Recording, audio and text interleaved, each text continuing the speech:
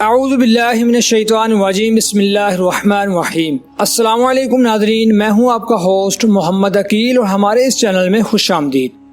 ناظرین کرام، انسان نے اپنی زندگی کو بہتر سے بہترین بنانے کے لیے ہر قسم کے عوامل کو اپنایا ہے، اور اشرف المخلوقات ہونے کی وجہ سے انسان کی ہر قسم کی عادات ہی نرالی رہی ہے، اور ایسے اشراف سے نوازا اللہ کی انسان سے محبت کے ناطے ہی ہے، بشرط یہ کہ وہ اللہ کے حکام کی حکم عدولی نہ کرے۔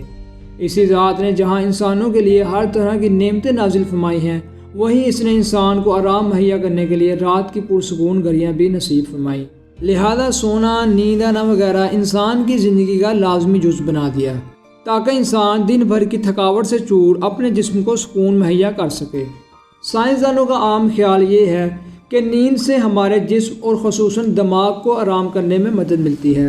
ناظرین محترم، حال ہی میں تحقیق کاروں کو دماغ کے تفصیلی عمل کے بارے میں معلومات ملی ہے، یعنی دن کے وقت نئے تجربات کی وجہ سے دماغ کے خلیے دماغ کے دوسرے خلیوں سے تعلق بناتے ہیں، جبکہ غیر ضروری تراش دیے جاتے ہیں، یعنی نیند دماغ کے غیر ضروری اجزاء کو صاف کرنے کا ایک ذریعہ بھی ہے۔ لہذا آج ہم انسانی زندگی کی ضروری اور فطری عادات کو اپنا موضوع سخن بنائیں گے، جو انسانی زندگی کا لازمی جز ہے۔ دوستوں، نیند کے دوران ہمارے ذہن میں کچھ ایسے تصورات بھی ابھرتے ہیں جنہیں خواب کا نام دیا جاتا ہے۔ کہا جاتا ہے کہ خوابوں کے دوران ہماری روح جسم سے پرواز کر جاتی ہے۔ آپ کو سننے میں یہ بات بہت عجیب لگ رہی ہوگی، لیکن یقین مانیے یہ حقیقت ہے۔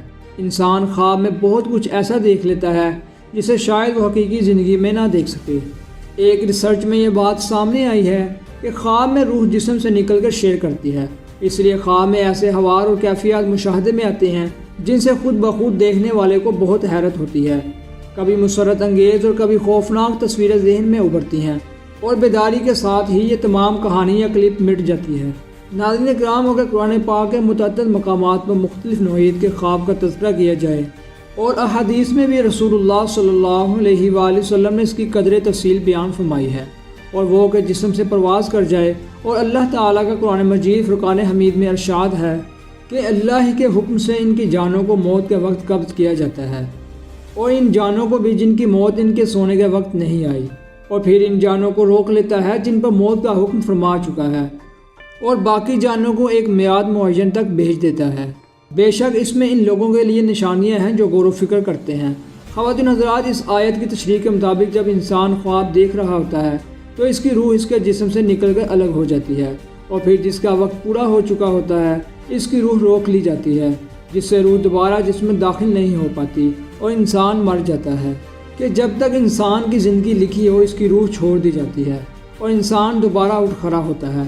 حضرت ابن عباس رضی اللہ تعالیٰ عنہ فرماتے ہیں کہ مردوں کی روحیں اللہ تعالیٰ روک لیتا ہے اور زندوں کی روحیں واپس بھیج دیتا ہے، اور اس میں کبھی بھی کوئی غلطی نہیں ہوتی، اور جو غور و فکر کے عادی ہیں وہ اسی ایک بات سے قدرت الہی کے بہت سے دلائل پا لیتے ہیں۔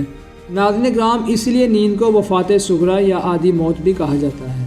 انسان کی تحقیقات کا عمل ہمیشہ سے جاری ہے اور جاری رہے گا۔ خواب کی حقیقت کو جاننے کے لیے سائنسدان ابھی بھی مزید کوششوں میں مصروف ہیں۔ ناظرین کرام، ایک ریسرچ کے مطابق یہ بات سامنے آئی ہے کہ سائنسدان ایک ایسی مشین تیار کرنے کی کوشش کر رہے ہیں جس کے ذریعے انسان کی نیند کی کیفیات کو معلوم کیا جا سکے۔ اب دیکھنا یہ ہے کہ اس مشن میں وہ کس حد تک کامیاب ہوتے ہیں۔ تو ناظرین کرام، اسی کے ساتھ ہی آج کی ہماری ویڈیو کا اختتام ہوتا ہے۔ ویڈیو پسند آنے کی صورت میں ہمارے چینل کو سبسکرائب اور ویڈیو کو لائک ضرور کریں، اور پاس ہی موجود بیل آئیکن کی گھنٹی کو بھی دبا دیں تاکہ آپ کو ہماری ہر نئی آنے والی ویڈیو کا نوٹیفیکیشن ملتا رہے۔ اپنے دوستوں اور رشتہ داروں، گرد و نواح کے تمام لوگوں کا بہت خیال رکھیے گا۔ اللہ حافظ۔